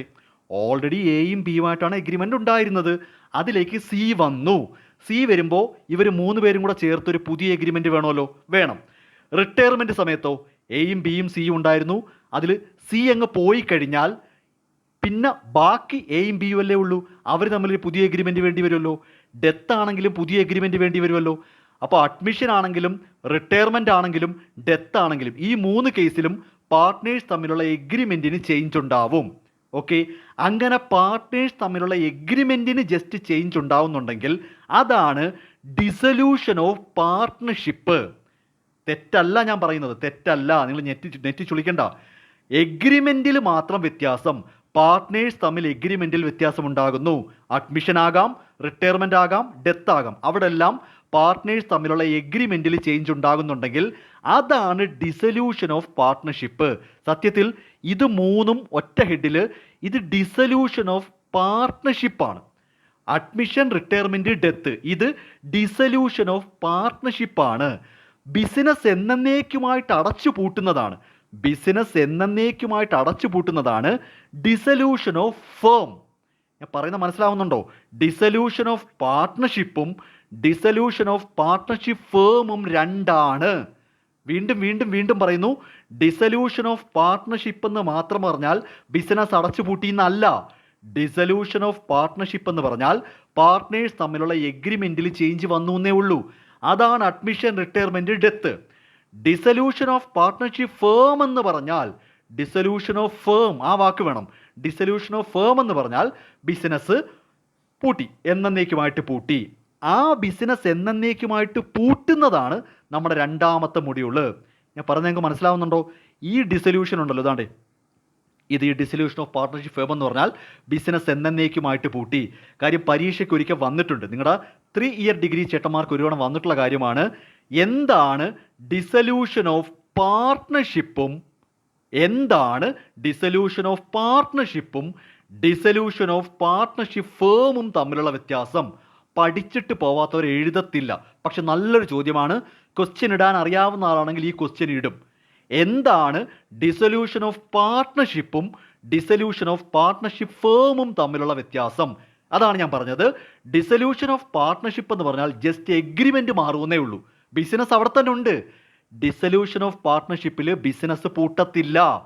ബിസിനസ് എന്നേക്കുമായിട്ട് പൂട്ടിപ്പോണത് ഡിസൊല്യൂഷൻ ഓഫ് പാർട്ട്ണർഷിപ്പ് ഫേമിലാണ്. ക്ലിയർ ആയല്ലോ? അപ്പോൾ നമ്മുടെ രണ്ടാമത്തെ മൊഡ്യൂൾ എന്ന് പറയുന്നത് dissolution of partnership firm, business എന്നേക്കുമായിട്ട് പൂട്ടുവാണ്. ഡെത്തിനെ പറ്റി പറയുന്നുണ്ട്. അപ്പം നിങ്ങൾ തൽക്കാലം ഡെത്തുമായിട്ട് ബന്ധപ്പെട്ട ഒരു പ്രോബ്ലം പഠിച്ചു വെച്ചോ. കാര്യം അതൊക്കെ ആകെ ഡെത്ത് എന്നേ പറയുന്നുള്ളൂ. ചിലപ്പോൾ അവർക്ക് 4 മാർക്കിന് ഡെത്തുമായിട്ട് ബന്ധപ്പെട്ടൊരു പ്രോബ്ലം ഉണ്ട്. അതായത് മരിച്ചു പോയ ആൾക്ക് എത്ര രൂപ കൊടുത്തു വിടണം, അങ്ങനെ ഒരു പ്രോബ്ലം ഉണ്ട്. ഞാൻ ചെയ്യിപ്പിച്ചിട്ടുണ്ട്, നമ്മുടെ ക്വസ്റ്റ്യനിലുണ്ട്, നമ്മുടെ ക്ലാസ്സിലുണ്ട്. അതൊന്ന് നോക്കി വെച്ചേക്കുക. ഓക്കെ, അപ്പോൾ ഡെത്ത് ഒന്ന് നോക്കി വെച്ചൊരു പ്രോബ്ലം. അഡ്മിഷനും റിട്ടയർമെൻറ്റും നമ്മുടെ പുതിയ സിലബസിൽ ഇല്ലാത്തതുകൊണ്ട് പ്രോബ്ലം നോക്കണമെന്ന് ഞാൻ പറയുന്നില്ല. പക്ഷേ ഓർത്ത് വെച്ചോ, അഡ്മിഷൻ സമയത്തും റിട്ടയർമെൻറ്റ് സമയത്തും ഡെത്ത് സമയത്തും നമ്മൾ റീവാലുവേഷൻ അക്കൗണ്ടാണ് പ്രിപ്പയർ ചെയ്യുന്നത്. എന്നാൽ ബിസിനസ് എന്നേക്കുമായിട്ട് പൂട്ടുമ്പോൾ, അതായത് ഡിസൊല്യൂഷൻ ഓഫ് പാർട്ട്ണർഷിപ്പ് ഫേം ആണെങ്കിൽ ബിസിനസ് എന്നേക്കുമായിട്ട് പൂട്ടിയാൽ അവിടെ റിയലൈസേഷൻ അക്കൗണ്ടാണ് വരുന്നത്. അപ്പോൾ അതും കൂടെ ഓർത്ത് വെച്ചോ. ഡിസൊല്യൂഷൻ ഓഫ് പാർട്ട്ണർഷിപ്പ് ആണെങ്കിൽ revaluation account, dissolution of partnership firm ആണെങ്കിൽ റിയലൈസേഷൻ അക്കൗണ്ട്. ഇതൊക്കെ ഒന്ന് കുറിച്ച് വെച്ചോണേ. ഓക്കെ, സോ നമുക്ക് റിയലൈസേഷൻ അക്കൗണ്ടുമായിട്ട് ബന്ധപ്പെട്ട് വരുമ്പോൾ റിയലൈസേഷൻ അക്കൗണ്ടിൻ്റെ പ്രിപ്പറേഷൻ വരും, അതോടൊപ്പം തന്നെ പാർട്ട്നേഴ്സ് ക്യാപിറ്റൽ അക്കൗണ്ട് വരും, ദെൻ ലാസ്റ്റ് ഒരു ക്യാഷ് അക്കൗണ്ട് വരും. അതൊക്കെ പ്രോബ്ലംസ് ആണ് നമ്മുടെ ക്ലാസ്സിൽ നമ്മൾ ചെയ്യിപ്പിച്ചിട്ടുണ്ട്. അപ്പോൾ ഡിസൊല്യൂഷൻ ഓഫ് ഫേമിൽ നമുക്ക് പഠിക്കാനുള്ള കാര്യം പറയുവാണ്. റിയലൈസേഷൻ അക്കൗണ്ടിൻ്റെ preparation, capital account, cash account, ഇത് മൂന്നുമാണ് വരുന്നത്. മിക്കവാറും നിങ്ങളുടെ വലിയ പ്രോബ്ലം ഉണ്ടല്ലോ, ഒരു എസ് എ ടൈപ്പ് പ്രോബ്ലം, അതൊരെണ്ണം ഈ പറയുന്ന റിയലൈസേഷൻ അക്കൗണ്ടിൽ നിന്നൊക്കെ തന്നെ വരാം, ഉറപ്പായിട്ടും വരാം. കാര്യം അതേ ഉള്ളൂ ചോദിക്കുക അതിനകത്ത്. ഓക്കെ, അവിടെ നമുക്ക് പ്രധാനമായിട്ടും ഈ പറയുന്ന ഡിസൊല്യൂഷൻ ഓഫ് ഫേം എന്ന് പറയുമ്പോൾ നമ്മൾ മനസ്സിലാക്കേണ്ടുന്നത് പ്രധാനപ്പെട്ടൊരു കേസ് ഉണ്ട്. ഈ കേസ് തന്നെ ആക്ച്വലി ആപ്ലിക്കേഷൻ ലെവലാണ്. ഇത് കൂടെ ചോദിക്കാറുണ്ടായിരുന്നു നമുക്ക് പഴയ ബാച്ചുകാർക്ക്. Garner versus Murray case. ഈ ഗാർണർ വേഴ്സസ് മുറേ കേസ് നന്നായിട്ട് നോക്കി വെച്ചോ. പലർക്കും വിചാരമുണ്ട് ഗാർണറും മുറയും മാത്രമേ ഉള്ളെന്ന്. ഒരു മൂന്നാമതൊരാളും കൂടെ ഉണ്ട്. ആ കേസ് വായിച്ചു വെച്ചോണം. വിൽക്കിൻസ് എന്നൊരാളും കൂടെ ഉണ്ട്. ഈ വിൽക്കിൻസ് കാരണമാണ് ഈ കേസ് വന്നത് തന്നെ. കാര്യം അവിടെ ഇൻസോൾവൻ്റ് ആയത് വിൽക്കിൻസ് ആണ്, അതായത് ഗാർണറും മുറയൊന്നും അല്ല ഇൻസോൾവൻ്റ് ആയിരിക്കുന്നത്. വിൽക്കിൻസ് ഇൻസോൾവൻ്റ് ആയപ്പോഴാണ് ഈ ഗാർണറും മുറയും തമ്മിൽ കേസ് കൊടുക്കേണ്ടി വന്നത്. ഓക്കെ, അപ്പോൾ അതൊന്ന് നന്നായിട്ട് നോക്കി വെച്ചേക്കണം. അപ്പോൾ റിയലൈസേഷൻ അക്കൗണ്ടിൻ്റെ പ്രിപ്പറേഷനും ക്യാപിറ്റൽ അക്കൗണ്ടും ക്യാഷ് അക്കൗണ്ടും പറഞ്ഞു അങ്ങനെ വരുന്ന സമയത്ത് പാർട്ട്നേഴ്സ് ഇൻസോൾവൻ്റ് ആവും. ഈ ഇൻസോൾവൻസിയുടെ ഭാഗമായിട്ടാണ് ഈ ഗാർണർ വേഴ്സസ് മുറേ പ്രിൻസിപ്പിൾ കയറി വരുന്നത്. ഓക്കെ, മറ്റൊരു പ്രധാനപ്പെട്ട കാര്യം എന്ന് പറയുന്നത് ഇവിടെ പീസ് മീൽ ഡിസ്ട്രിബ്യൂഷൻ. ഇത് നമ്മുടെ മൊഡ്യൂൾ തന്നെ. പീസ് മീൽ എന്ന് ഉദ്ദേശിക്കുന്നത് ഈ നമ്മൾ ഈ പറയുന്ന കണക്ക് ഈ ബിസിനസ്സിൻ്റെ അസറ്റ് ഒന്നും ഒരു ദിവസം കൊണ്ട് വിൽക്കാനൊന്നും പറ്റത്തില്ല. ഇതൊക്കെ പതുക്കെ വിൽക്കത്തുള്ളൂ. അതുപോലെ തന്നെ ലൈബിലിറ്റിയും ഒരു ദിവസം കൊണ്ട് കൊടുത്തു തീർക്കത്തൊന്നുമില്ല, പതുക്കെ കൊടുത്തു തീർക്കും. ഇത് പ്രാക്ടിക്കലി ഇതാണ് കറക്റ്റ്. ഗ്രാജുവലി റിയലൈസ് ചെയ്യത്തുള്ളൂ. എന്നിട്ട് പീസ് മീലാണ് ഡിസ്ട്രിബ്യൂഷൻ. നമുക്കിപ്പോൾ ഒരു ലാൻഡ് ഒന്നും പെട്ടെന്ന് വിൽക്കാനൊന്നും പറ്റില്ല. പതുക്കെ വിൽക്കുന്നു, പതുക്കെ കൊടുത്തു തീർക്കുന്നു. അതാണ് ഈ gradual realisation of asset and piecemeal distribution. അവിടെ തന്നെ 2 മെത്തേഡ് വരുന്നുണ്ട്. പ്രപ്പോർഷനേറ്റ് ക്യാപിറ്റൽ മെത്തേഡും ഉണ്ട്, പ്രോബ്ലം ഒക്കെ വരുന്നതാണ്. ദെൻ മാക്സിമം പോസിബിൾ ലോസും ഉണ്ട്. ഇതെല്ലാം നമ്മൾ ചെയ്യിപ്പിച്ചിട്ടുണ്ട്. ഓക്കെ, അപ്പോൾ ശരിക്കും പറഞ്ഞു കഴിഞ്ഞാൽ ഈ രണ്ടാമത്തെ മൊഡ്യൂളിലാണ് പ്രധാനപ്പെട്ട പ്രോബ്ലംസ് വരുന്നത്. അവിടെ റിയലൈസേഷൻ അക്കൗണ്ടിൻ്റെ പ്രിപ്പറേഷൻ വരുമ്പോൾ ഇൻസോൾവൻ്റ് ആകുമ്പോൾ Garner versus Murray principle apply ചെയ്യേണ്ടി വരും. പിന്നീട് അങ്ങോട്ട് വേണമെങ്കിൽ ഗ്രാജുവൽ റിയലൈസേഷൻ അതൊക്കെ ചോദിക്കാം, നമ്മുടെ സിലബസിലുണ്ടല്ലോ. അപ്പോൾ ഈ രണ്ടാമത്തെ മൊഡ്യൂൾ നല്ല പ്രോബ്ലം മൊഡ്യൂളാണ്. ഇവിടെ വരാൻ സാധ്യതയുള്ള തിയറി എന്ന് പറയുന്നത് നമുക്ക് റിയലൈസേഷൻ അക്കൗണ്ട് എന്താണെന്ന് ചോദിക്കാം. റിയലൈസേഷൻ അക്കൗണ്ടിൽ നിങ്ങൾ കാര്യം മനസ്സിലാക്കേണ്ടുന്നത്, റിയലൈസേഷൻ അക്കൗണ്ട് പ്രിപ്പയർ ചെയ്യുന്ന സമയത്ത് ശ്രദ്ധിച്ചോണേ, റിയലൈസേഷൻ അക്കൗണ്ട് പ്രിപ്പയർ ചെയ്യുന്ന സമയത്ത് ബാലൻസ് ഷീറ്റിൽ കിടക്കുന്ന ഓരോ ഐറ്റവും കൃത്യമായിട്ട് പറക്കി എഴുതിയാൽ തന്നെ ചിലപ്പോൾ കുറച്ച് മാർക്ക് കിട്ടും. ഞാൻ ഈ ഒരു ബിലോ ആവറേജ് സ്റ്റുഡൻസിൻ്റെ ഒരു കോൺഫിഡൻസ് തരുവാണ്. ഇവിടെ ക്വസ്റ്റ്യൻ ഒരു ബാലൻസ് ഷീറ്റ് ആയിരിക്കും. എന്നെ ഒന്ന് ശ്രദ്ധിക്കുക. ഒരു ബാലൻസ് ഷീറ്റ് ആയിരിക്കും. ഓക്കെ, ബാലൻസ് ഷീറ്റിൽ ലൈബിലിറ്റിയും കാണും, അസറ്റും കാണും. ഓക്കെ, സന്തോഷം. ഇതിൽ അസറ്റ് എന്ന് പറയുന്നത് ഡെബിറ്റ് ബാലൻസ് ആണ്. ഇനിയിപ്പോൾ അതൊന്നും പഠിപ്പിക്കാൻ സമയമില്ല, ഫസ്റ്റ് സെമ്മിൽ പഠിപ്പിച്ചതാണ്. അസറ്റ് എപ്പോഴും ഡെബിറ്റ് ബാലൻസ് ആണ്. ഈ അസറ്റ് ഒന്നും നാളെ തൊട്ട് വേണ്ട, ബിസിനസ് പൂട്ടുവാണല്ലോ. ഓക്കെ, അപ്പോൾ ഈ ഡെബിറ്റ് ബാലൻസ് ഉള്ള അസറ്റ് ഇല്ലാതാക്കാൻ എന്ത് ചെയ്യണം? ഡെബിറ്റ് ഇല്ലാതാക്കാൻ, ഡെബിറ്റ് കഴിഞ്ഞാൽ പിന്നെ ഒരെണ്ണം കൂടെ ഉള്ളൂ, ഏതാ? ക്രെഡിറ്റ്. അപ്പോൾ റിയലൈസേഷൻ അക്കൗണ്ടിൻ്റെ ക്രെഡിറ്റിൽ ഈ അസറ്റിൻ്റെ പേര് അതുപോലെ എഴുതി വെച്ചിട്ട് എമൗണ്ട് അങ്ങ് എഴുതിയാൽ മതി. ഓക്കെ, നന്നായിട്ട് പഠിക്കുന്ന പിള്ളേർക്ക് വേണ്ടി പറയുമല്ല, ഒരു ബിലോ ആവറേജുകാർക്ക് എന്തെങ്കിലും തട്ടിമുട്ടി കിട്ടും. ലൈബിലിറ്റി അതുപോലെ തന്നെ ക്യാപിറ്റൽ അവിടെ കിടക്കട്ടെ, റിസർവ് അവിടെ കിടക്കട്ടെ, ക്യാപിറ്റലും റിസർവും അവിടെ കിടക്കട്ടെ. മറ്റ് ലൈബിലിറ്റി ഉണ്ടല്ലോ, bank loan, bills payable, creditors മറ്റ് ലൈബിലിറ്റികൾ, അത് ക്രെഡിറ്റ് ബാലൻസ് ആണ്. ക്രെഡിറ്റ് ബാലൻസ് ആണ്. നിങ്ങളത് ഡെബിറ്റ് ചെയ്യുക. ഡെബിറ്റ് ചെയ്യുക. ഓക്കെ ആണല്ലോ, ഇത്രയും ഓക്കെ ആണല്ലോ. എന്നിട്ട് ക്വസ്റ്റ്യന് പറഞ്ഞിരിക്കും നമ്മുടെ അസറ്റ് എല്ലാം ഇത്ര രൂപയ്ക്ക് വിറ്റെന്ന്. അത് ഏകദേശം ഒന്ന് കൂട്ടി നോക്കിയിട്ട് ആ എമൗണ്ട് ബാങ്ക് എന്നും പറഞ്ഞ് റിയലൈസേഷൻ അക്കൗണ്ടിൽ ഡെബിറ്റ് ചെയ്യുക. ലൈബിലിറ്റി കൊടുത്തു തീർത്തു എന്നൊക്കെ എവിടെയെങ്കിലുമൊക്കെ കാണും. അതെല്ലാം കൂടെയൊക്കെ ഒന്ന് നുള്ളിപ്പറക്കി കൂട്ടി വെച്ചിട്ട് ഒന്ന് ക്രെഡിറ്റ് ചെയ്യുക. ഇത്രയൊക്കെ ചെയ്യുമ്പം ഫുൾ മാർക്ക് കിട്ടുമെന്നല്ല ഞാൻ പറയുന്നത്. പേപ്പർ നോക്കുന്ന സാറിന് അറ്റ്ലീസ്റ്റ് ഇവന് ഡെബിറ്റ്, ക്രെഡിറ്റ്, വിറ്റു, കൊടുത്തു തീർത്തു, ചെറുക്കം കൊള്ളാമല്ലോ, വലിയ കുഴപ്പമില്ലല്ലോ എന്നൊരു ഫുള്ള് കിട്ടുമെന്നല്ല, പകുതിയെങ്കിലും കിട്ടും. എന്തിനാ പകുതിയെങ്കിലും ഇല്ലാതാക്കുന്നത്? അപ്പോൾ ഇത്രയേ ഉള്ളൂ. ഇത്രയെങ്കിലും എഴുതി വെക്കാൻ നിങ്ങളെ കൊണ്ട് പറ്റാത്തതുകൊണ്ടാണ് പറയുന്നത് ബികോം ഭയങ്കര പാടാണ്, ഞാൻ തോറ്റുപോയെന്ന്. ഈ ഒരു ലോജിക്കിലാണ് റിയലൈസേഷൻ അക്കൗണ്ട് പ്രിപ്പയർ ചെയ്യുന്നത്. ക്യാപിറ്റൽ അക്കൗണ്ട് പ്രിപ്പയർ ചെയ്യാൻ എളുപ്പമാണ്. ആ ക്യാപിറ്റൽ അക്കൗണ്ട് പോസ്റ്റ് ചെയ്താലും മതി. എന്നിട്ട് ഈ പറഞ്ഞ ക്യാഷും ബാങ്കും എല്ലാം കൂടെ ക്യാഷ് അക്കൗണ്ട് എഴുതിയാൽ ബേസിക്കലി ഇത്രയേ ഉള്ളൂ ചെയ്യാനായിട്ട്. അപ്പോൾ ഒരു ബിലോ ആവറേജ് സ്റ്റുഡൻസ് ഈ ടോപ്പിക്ക് വിട്ട് കളയണ്ട. ഓക്കെ, അപ്പോൾ ഇത്രയും കാര്യങ്ങൾ നോക്കി വെച്ചേക്കുക. ആദ്യത്തെ 2 മൊഡ്യൂളിൽ നിന്ന് ഏറ്റവും പ്രധാനപ്പെട്ട മൊഡ്യൂളായി പേഴ്സണലി ഞാൻ ഈ സബ്ജക്റ്റ് നിങ്ങൾക്കല്ല, ശരിക്കും ഈ ഒരു സബ്ജക്റ്റ് 4 ഇയർ ഡിഗ്രിക്കൊന്നും അല്ല തുടങ്ങുന്നത്, വർഷങ്ങളായിട്ടുണ്ട്. അത്രയും വർഷത്തെ ഒരു എക്സ്പീരിയൻസ് പറയട്ടെ. കൺസൈൻമെൻ്റ് ആണ് ഏറ്റവും നല്ല മൊഡ്യൂൾ, ഏറ്റവും പ്രധാനപ്പെട്ട മൊഡ്യൂൾ. നല്ല രീതിയിൽ ക്വസ്റ്റ്യൻസ് വരും. നല്ലൊരു മൊഡ്യൂളാണ്. ഒരുപാട് തിയറി പോർഷൻസ് വരുന്നുണ്ട്. നല്ല നല്ല അഡ്ജസ്റ്റ്മെൻറ്റുള്ള പ്രോബ്ലംസും ഉണ്ട്. സോ ഐ പ്രിഫർ എപ്പോഴും ഞാൻ തേർഡ് ഇയർ, നിങ്ങളുടെ എപ്പോഴും തേർഡ് ഇയർ എന്ന് മനസ്സിൽ വരുന്നുള്ളൂ. 3 ഇയർ ഡിഗ്രി ഉണ്ടല്ലോ, രണ്ടും കൂടെ പറയുവാണ്. 3 ഇയർ ഡിഗ്രി ചേട്ടന്മാർക്ക് എപ്പോഴും ഞാൻ ഈ മിക്കവാറും അവർക്ക് ക്വസ്റ്റ്യൻസ് എല്ലാം കൺസൈൻമെൻറ്റിൽ നിന്നാണ് വരുന്നത്. അപ്പോൾ കൺസൈൻമെൻറ്റ് പ്രധാനപ്പെട്ട ഒരു ടോപ്പിക്കാണ്. കൺസൈൻമെൻറ്റിൽ നല്ല നല്ല തിയറീസ് എല്ലാം വരുന്നുണ്ട്. പ്രധാനമായിട്ടും നമ്മൾ നോക്കേണ്ടുന്നത് കൺസൈൻമെൻറ്റ് എന്താണെന്ന് അറിയാവുള്ളൂ. കൺസൈൻമെൻറ്റ് എന്ന് പറയുന്നത് 2 ആളുകൾ തമ്മിലൊരു ഇടപാടാണ്. ആരൊക്കെയാ? കൺസൈനറും കൺസൈനിയും. കൺസൈനർ സാധനങ്ങൾ കൺസൈനിക്ക് അയച്ചു കൊടുക്കും. കൺസൈനി അത് അവിടെ വിറ്റിട്ട് ആ പൈസ കൺസൈനർക്ക് അയച്ചു കൊടുക്കണം. ബേസിക്കലി ഇത്രയേ ഉള്ളൂ. കൺസൈനർ എന്ന് പറയുന്നയാൾ കുറേ സാധനങ്ങൾ, അയാളുടെ സാധനങ്ങൾ കൺസൈനിക്ക് അയച്ചു കൊടുക്കും. കൺസൈനി അത് അവിടെ വിറ്റ് ആ കാശ് കൺസൈനർക്ക് തിരിച്ചു കൊടുക്കുന്നു. അതിന് കമ്മീഷൻ കിട്ടും. ഇതാണ് ഇടപാട്. ഓക്കെ, ഇതാണ് ഈ കൺസൈൻമെൻറ്റ്. ഇതിനകത്ത് പ്രധാനമായിട്ടും കൺസൈൻമെൻറ്റ് എന്താണ്, കൺസൈനർ ആരാണ്, കൺസൈനി ആരാണ്, ഇതൊക്കെ ചോദിക്കും. പിന്നെ തിയറി പോർഷൻ എന്ന് പറയുമ്പോഴത്തേക്ക് ഇത് ടെക്സ്റ്റിലുള്ളതാണ്. ഇതെന്തുകൊണ്ട് ഞാൻ എടുത്ത് പറയുന്നു ചോദിച്ചു കഴിഞ്ഞാൽ വീണ്ടും പറയുന്നു, 3 ഇയർ ഡിഗ്രി. 3 ഇയർ ഡിഗ്രിയിൽ ഒരു തവണ അവർക്ക് എസ് എ 15 മാർക്കായിരുന്നു കേട്ടോ. 3 ഇയർ ഡിഗ്രിക്കാർക്ക് 15 മാർക്കായിരുന്നു. 15 മാർക്കിന് കയറി ചോദിച്ച ചോദ്യമാണ്, എന്താണ് കൺസൈൻമെൻറ്റും സെയിലും തമ്മിലുള്ള വ്യത്യാസം? നിങ്ങൾക്ക് ഈ പറയുന്ന ആപ്ലിക്കേഷൻ ഇവാലുവേറ്റ് എന്നൊക്കെ പറഞ്ഞ് വരുമ്പോഴത്തേക്ക് നിങ്ങൾക്ക് വേണമെങ്കിൽ ഒരു സിറ്റുവേഷൻ തന്നിട്ട്, ഒരു കോൺടെക്സ്റ്റ് തന്നിട്ട് ഇത് കൺസൈൻമെൻറ്റ് ആണോ സെയിലാണോ എന്നൊക്കെ ചോദിക്കാം.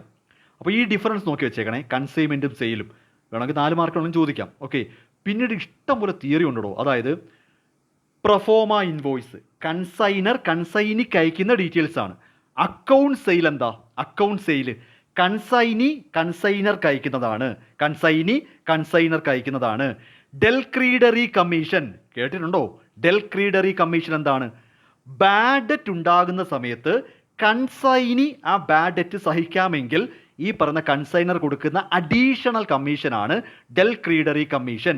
സോ നമുക്ക് പ്രോബ്ലം ചെയ്യാനായിട്ട് നോർമൽ പ്രോബ്ലംസ് വരും. ഡെൽക്രീഡറി കമ്മീഷനുള്ള പ്രോബ്ലത്തിൽ ബാഡ് ഡെറ്റ് ഉണ്ടെങ്കിൽ എങ്ങനെ, ഇല്ലെങ്കിൽ എങ്ങനെ, ആ രീതിയിൽ വരാം.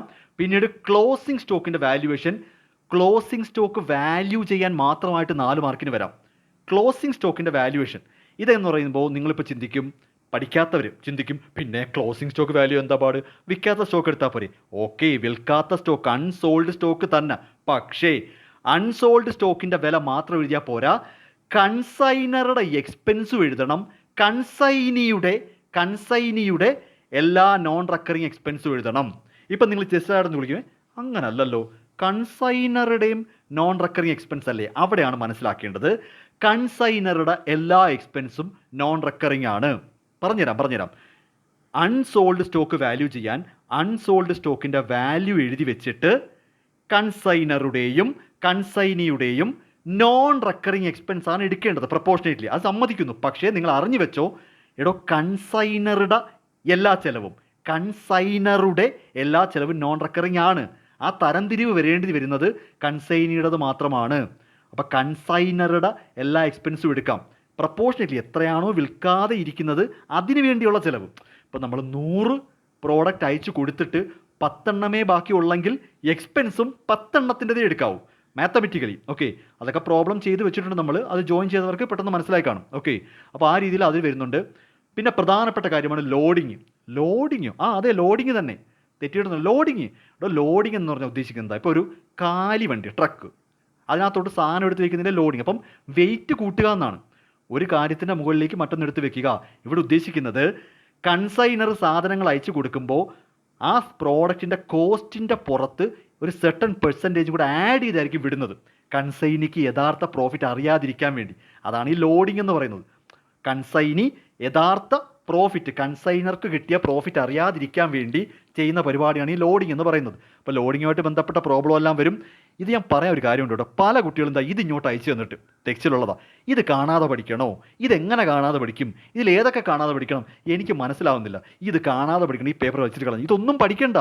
ഇത് ആരെങ്കിലും നിങ്ങൾ പഠിച്ചു വെച്ചെങ്കിൽ വരണ്ട. ഇതിങ്ങനല്ല ചെയ്യേണ്ടത്. ഇത് പഠിക്കാതെ തന്നെ മാത്തമെറ്റിക്കലി ചെയ്യാൻ പറ്റും.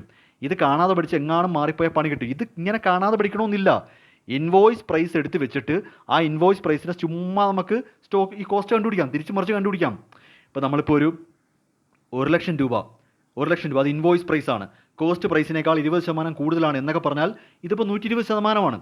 ഡിവൈഡ് ബൈ 120ൻ്റെ 100 എടുത്താൽ പോരെ, തീർന്നില്ലേ? മാത്തമെറ്റിക്കലി സിമ്പിളായിട്ട്. എന്തിനതൊക്കെ കാണാൻ പഠിക്കുന്നേ? ഇതൊന്നും കാണാതെ പഠിക്കണ്ട, അല്ലാതെ തന്നെ പ്യുവർ സിമ്പിൾ മാത്സ് ചെയ്യാൻ പറ്റും. അപ്പോൾ നമ്മളെ പ്രോബ്ലംസ് എല്ലാം അങ്ങനെ ചെയ്യിപ്പിച്ചിരിക്കുന്നത്. അതുകൊണ്ട് തന്നെ ഇതൊന്നും കാണാതെ പഠിക്കണ്ട. ഓക്കെ, അപ്പോൾ ലോഡിങ്ങുമായിട്ട് ബന്ധപ്പെട്ട് വരും. പിന്നെ വരുന്നതെന്ന് പറയുന്നത് ലോസ് ആണ്. നോർമൽ ലോസും ഉണ്ട്, അബ്നോർമൽ ലോസും ഉണ്ട്. നോക്കി വെച്ചേക്കണേ. നോർമൽ ലോസ് വാല്യൂ ചെയ്യത്തില്ല, അബ്നോർമൽ ലോസ് വാല്യൂ ചെയ്യും. ഇതൊക്കെ ഒരു മാർക്കിനൊക്കെ അഥവാ ചോദിക്കാം. ഏത് ലോസാണ് വാല്യൂ ചെയ്യാത്തത്? Normal loss. അപ്പോൾ ഈ ലോസിൻ്റെ കേസും കൂടെ നോക്കി വെക്കുക. പ്രധാനമായിട്ടും അപ്പം കൺസൈൻമെൻറ്റുമായിട്ട് ബന്ധപ്പെട്ട് വരുമ്പോഴത്തേക്ക് ആദ്യം കുറേ നോർമൽ പ്രോബ്ലംസ് വരും. പിന്നീട് നമുക്ക് ക്ലോസിംഗ് സ്റ്റോക്കിൻ്റെ വാല്യൂഷൻ വരും. പിന്നെ ഡെൽക്രീഡറി കമ്മീഷൻ ഉണ്ട്, ബാഡ് ഡെറ്റ് ഉണ്ട്. ഡെൽക്രീഡറി കമ്മീഷൻ ഇല്ല, ബാഡ് ഡെറ്റ് ഇല്ല. ഡെൽക്രീഡറി കമ്മീഷൻ ഉണ്ട്, ബാഡ് ഡെറ്റ് ഉണ്ട്. ഇങ്ങനെ പല കോമ്പിനേഷൻ വരാം. വലിയ കാര്യമൊന്നുമില്ലടോ. ഡെൽക്രീഡറി കമ്മീഷൻ ഉണ്ട്, ബാഡ് ഡെറ്റ് ഉണ്ടെങ്കിൽ ആ ബാഡ് ഡെറ്റ് കൺസൈനർ വഹിക്കേണ്ട, അത് കൺസൈനി വഹിച്ചോണം. ഡെൽക്രീഡറി കമ്മീഷൻ കൊടുത്തു എന്ന് പറഞ്ഞാൽ ബാഡ് ഡെറ്റ് കൺസൈനി ബെയർ ചെയ്യേണ്ടി വരും. ആ ലോജിക്കിൽ അങ്ങ് ചെയ്തു വെച്ചാൽ മതി. ഓക്കെ, അപ്പോൾ കൺസൈൻമെൻറ്റ് അത്രയും, പക്ഷേ കൺസൈൻമെൻറ്റ് നന്നായിട്ട് നോക്കണം കേട്ടോ. ഈ പറഞ്ഞ പ്രോബ്ലംസ് എല്ലാം വർക്കൗട്ട് ചെയ്ത് വെക്കേക്കണേ. കൺസൈൻമെൻറ്റിൻ്റെ ഒരു കണ്ടിന്യൂവേഷൻ പോലെ തന്നെ ഞാൻ പറയാം ബ്രാഞ്ച് അക്കൗണ്ട്. കാരണം ബ്രാഞ്ച് അക്കൗണ്ടിലും 2 പേര് ഡീൽ ചെയ്യുന്നുണ്ട്. ആരാ 2 പേര്? ഹെഡ് ഓഫീസും ബ്രാഞ്ചും. അപ്പോൾ കുറേയൊക്കെ കൺസൈൻമെൻറ്റ് നന്നായിട്ട് അറിയാമെങ്കിൽ, കൺസൈൻമെൻറ്റ് നന്നായിട്ട് പഠിച്ചിട്ടുണ്ടെങ്കിൽ ബ്രാഞ്ച് അക്കൗണ്ട് പെട്ടെന്ന് പഠിച്ച് കയറാൻ പറ്റും. കാര്യം നമുക്ക് ഏകദേശമൊക്കെ നമുക്കൊരു ഐഡിയ ഉണ്ട്. കൺസൈനർ ടു കൺസൈനി, അതേ ലോജിക്കിലാണ് ഇവിടെ ഹെഡ് ഓഫീസ് ബ്രാഞ്ച് എന്നൊക്കെ പറഞ്ഞ് വരുന്നത്. ഓക്കെ, അപ്പോൾ ബ്രാഞ്ചുമായിട്ട് ബന്ധപ്പെട്ട അത്യാവശ്യം വലിയൊരു മൊഡ്യൂളാണ്. കാര്യം ഇവിടെ മെത്തേഡുകൾ കൂടുതൽ വരും. ഇവിടെ എടുത്തു പറയേണ്ട കേസ്, ബ്രാഞ്ച് എന്താണെന്ന് ഡിഫൈൻ ചെയ്യുന്നത് കമ്പനീസ് ആക്ടിലാണ്. ഈ ക്വസ്റ്റ്യൻ ഇടാൻ അറിയാവുന്നവർ നല്ലപോലെ ചൂഴ്ന്ന് ക്വസ്റ്റ്യൻ ഇട്ട് കഴിഞ്ഞാൽ പറയും ബ്രാഞ്ച് എന്ന കോൺസെപ്റ്റ് ഡിഫൈൻ ചെയ്യുന്ന ആക്ട് ചെയ്ത്. നിങ്ങളെല്ലാവരും എഴുതി വയ്ക്കും ബ്രാഞ്ച് ആക്ട് എന്ന്. അങ്ങനെ ഒരു ആക്ട് ഒന്നുമില്ല, കമ്പനീസ് ആക്ടിലാണ്. ഓക്കെ, അപ്പോൾ ഒരു മാർക്ക് ഇവിടെ വേണമെങ്കിൽ കിട്ടാം. ഇട്ടാൽ നമുക്ക് മെയിനായിട്ട് എത്ര ടൈപ്പ് ബ്രാഞ്ച് ഉണ്ട്? നിങ്ങളിപ്പോൾ ലോകത്തില്ലാത്ത മെറ്റ AI പോയി ചോദിക്കേണ്ട. നമ്മുടെ സിലബസ് അനുസരിച്ച് നമുക്ക് ഡിപ്പെൻഡൻറ്റ് ബ്രാഞ്ചും ഇൻഡിപെൻഡൻറ്റ് ബ്രാഞ്ചും ഫോറിൻ ബ്രാഞ്ചും ഉള്ളത്. അതിൽ തന്നെ ഇങ്ങോട്ട് വാ, ഈ ഡിപ്പെൻഡൻറ്റ് ബ്രാഞ്ചാണ് നമുക്ക് പഠിക്കാനുള്ളത്. അതിലൊരു 4 മെത്തേഡുണ്ട്.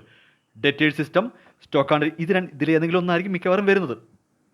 ഇത് വരില്ല എന്നല്ല ഞാൻ ഉദ്ദേശിച്ചത്. ഇട്ട് കുഴപ്പിക്കണമെങ്കിൽ, നിങ്ങളെ നന്നായിട്ടൊന്ന് വീർക്കണമെന്നുണ്ടെങ്കിൽ ആദ്യത്തെ ഈ 2 മെത്തേഡ് വരും. ഇത് രണ്ടും എളുപ്പമാണ്. ഫൈനൽ അക്കൗണ്ട് സിസ്റ്റം എന്ന് പറയുമ്പോൾ നമ്മുടെ ഫൈനൽ അക്കൗണ്ട് പ്രിപ്പറേഷൻ പോലെ വരുന്നുള്ളൂ. ഓക്കെ, ഈ 4 മെത്തേഡും നമ്മൾ പഠിപ്പിച്ചിട്ടുണ്ട്. കൂടാതെ ഇത് കയറി പോകുന്ന കുറേയൊക്കെ പഠിപ്പിക്കാനുണ്ട്, കുറേ ഉണ്ട്. നമ്മളെല്ലാം ക്ലാസ്സിൽ എടുത്തിട്ടുണ്ട്. പക്ഷേ ഞാൻ എപ്പോഴും ഒരു റിവിഷൻ ക്ലാസ് എന്ന് ഉദ്ദേശിക്കുന്ന ഒരു ആവറേജ് സ്റ്റുഡൻസിന് വേണ്ടിയാണ്. എല്ലാം പഠിച്ചവർക്ക് ഇതിൻ്റെ ആവശ്യമില്ലല്ലോ. അപ്പോൾ അവർക്കായിട്ട് പറയുവാണ്, നമ്മൾ മെയിനായിട്ട് ഒന്ന് സമ്മപ്പ് ചെയ്യാം. നിങ്ങൾ ചെയ്യേണ്ടതെന്ന് പറഞ്ഞാൽ മാക്സിമം തിയറി കവർ ചെയ്ത് വെച്ചേക്കുക. ഓക്കെ, പ്രോബ്ലംസ് വരുമ്പോൾ ഈ റിയലൈസേഷൻ അക്കൗണ്ട് ഞാൻ എളുപ്പ വഴി പറഞ്ഞിട്ടുണ്ട്. Realisation account, capital account, cash account വരയ്ക്കാനായിട്ട് 1-2 സിമ്പിൾ പഠിച്ചുകൊണ്ടു. നിങ്ങളുടെ പലരുടെയും സ്റ്റുഡൻസ് എൻ്റെ എക്സ്പീരിയൻസ് പറഞ്ഞാൽ നിങ്ങൾ ഈ സിമ്പിൾ പ്രോബ്ലംസ് നോക്കിക്കൊണ്ട് പോകത്തില്ല. എന്നെ കൊണ്ട് പറ്റില്ല, ഇതൊന്നും ആയിരിക്കത്തില്ല വരുന്നത്. പക്ഷേ അതായിരിക്കും വരുന്നത്. അതുകൊണ്ടാണ് പലപ്പോഴും ക്വസ്റ്റ്യൻ എളുപ്പമാകുമ്പോൾ നന്നായിട്ട് പഠിക്കുന്ന പിള്ളേരും തലയിൽ കൈവച്ചുകൊണ്ട് ഇറങ്ങി വരുന്നത്. ആ എളുപ്പമുള്ള ചോദ്യം നോക്കിയില്ലെന്ന് പറയും. നിങ്ങൾ എളുപ്പമുള്ള നോക്കിക്കൊണ്ട് പോകും. ഒന്നും നോക്കാതെ പോകുമ്പോഴാണ് ഈ ഫെയിൽ ആവുന്നത്. അല്ലാതെ യൂണിവേഴ്സിറ്റിയെ കുറ്റം പറയേണ്ട. അവിടെ കഴിഞ്ഞ് കൺസൈൻമെൻറ്റിലോട്ട് വന്നാലും എളുപ്പമാണോ? കൺസൈൻമെൻറ്റ് അക്കൗണ്ട് വരയ്ക്കുമ്പോൾ കൺസൈനറുടെ എക്സ്പെൻസ് എല്ലാം ഡെബിറ്റ്, കിട്ടുന്ന സെയിൽ കിട്ടുന്നതും ക്ലോസിംഗ് സ്റ്റോക്കും ക്രെഡിറ്റ്. ഇങ്ങനെ ഒരു ലോജിക്ക് ഉണ്ട് ഇതിനകത്ത്. എളുപ്പമാണ്. ബ്രാഞ്ച് അക്കൗണ്ട് അതുപോലെ തന്നെ ഡെറ്റേഴ്സ് സിസ്റ്റം ആണെന്നുണ്ടെങ്കിൽ ഒരു ബ്രാഞ്ച് അക്കൗണ്ട് വരച്ചാൽ മതി. സ്റ്റോക്ക് ആൻഡ് ഡെറ്റേഴ്സ് സിസ്റ്റം കുറച്ചുകൂടി ഉണ്ട്, പക്ഷേ എളുപ്പം തന്നെയാണ്. ഒരു 4-5 അക്കൗണ്ട് വരയ്ക്കണമെന്നേ ഉള്ളൂ. ബേസിക്കലി ഒരു ഡെബിറ്റും ക്രെഡിറ്റും വെച്ചുള്ള കളി മാത്രമേ ഉള്ളൂ. ഇത് ഓർത്ത് വെച്ചാൽ മതി. അസറ്റിന് ഡെബിറ്റാണ്, ലയബിലിറ്റിക്ക് ക്രെഡിറ്റാണ്, എക്സ്പെൻസിന് ഡെബിറ്റാണ്, ഇൻകത്തിന് ക്രെഡിറ്റാണ്. ദെൻ അസറ്റ്, ലയബിലിറ്റി, എക്സ്പെൻസിങ്, ക്യാപിറ്റലിന് ക്രെഡിറ്റാണ്. ഇത് വെച്ചിട്ട് നമുക്ക് പയറ്റാവുന്നതേ ഉള്ളൂ. ഓക്കെ, അപ്പോൾ ഇത്രയും കാര്യങ്ങൾ ബേസിക്കലി നോക്കി വെക്കുക. പ്രോബ്ലംസും മറ്റു കാര്യങ്ങളും തിയറിയും ഡീറ്റെയിലുള്ള full class, complete class available ആണ്. നിങ്ങൾ ഈ ഒരു നമ്പറിൽ കോൺടാക്ട് ചെയ്താൽ മതി. ഈ ക്ലാസ്സിൻ്റെ ലിങ്ക് ഞാനിവിടെ ഡിസ്ക്രിപ്ഷനിൽ കൊടുത്തേക്കാം. പക്ഷേ അതിൽ കയറി ജോയിൻ ചെയ്യാൻ എന്തെങ്കിലും അറിവില്ലായ്മ ഉണ്ടെങ്കിൽ, എന്തെങ്കിലും ഡൗട്ട് ഉണ്ടെങ്കിൽ ജസ്റ്റ് ഇതിലേക്കൊന്ന് വാട്സാപ്പ് ചെയ്താൽ മാത്രം മതി. നിങ്ങൾ വിളിക്കാൻ നിൽക്കേണ്ട, ജസ്റ്റ് ഒന്ന് വാട്സാപ്പ് ചെയ്താൽ മതി. ക്ലാസ്സിൻ്റെ ഡീറ്റെയിൽസ് വേണം. അപ്പോൾ ക്ലാസ് ഡീറ്റെയിൽസ് ഇട്ടേക്കാം. അത് പെയ്ഡ് ക്ലാസ് ആയിട്ടാണ്. ഓൾറെഡി ജോയിൻ ചെയ്ത കുട്ടികൾ ഇനിയിപ്പം ജസ്റ്റ് ഞാൻ ഈ പറഞ്ഞ കൂടെ നോക്കിയിട്ട് എല്ലാവർക്കും ഒന്ന് റിവൈസ് ചെയ്ത് വെക്കുക. അല്ലാത്തവർക്ക് ഏതെങ്കിലും മൊഡ്യൂളിൻ്റെ പ്രോബ്ലംസ് ആണെന്നുണ്ടെങ്കിൽ ആ മൊഡ്യൂൾ വൈസും നമ്മുടെ കയ്യിലുണ്ട്. അല്ലാതെ സബ്ജക്റ്റ് മൊത്തം ഇനി പഠിക്കേണ്ട, വേണ്ട. സബ്ജക്റ്റ് മൊത്തം പഠിക്കാൻ താല്പര്യം വേണ്ട. ഓരോ മൊഡ്യൂളായിട്ട് നമുക്ക് പ്രൊവൈഡ് ചെയ്യാൻ പറ്റും. അപ്പോൾ എന്തിനാണെങ്കിലും ഈ ഒരു നമ്പർ ഓർത്ത് വെച്ചോ. ഇതാണ് ലേണേഴ്സ് ലേണിൻ്റെ ഒഫീഷ്യൽ വാട്സാപ്പ് നമ്പർ. ഇതിലേക്ക് ജസ്റ്റ് ഹായ് എന്നിട്ടിട്ട് സെക്കൻഡ് സം ക്ലാസ്സിൻ്റെ ഡീറ്റെയിൽസ് ആണെന്ന് പറഞ്ഞാൽ മതി. ഡീറ്റെയിൽസ് ഇട്ടേക്കാം. ഓക്കെ.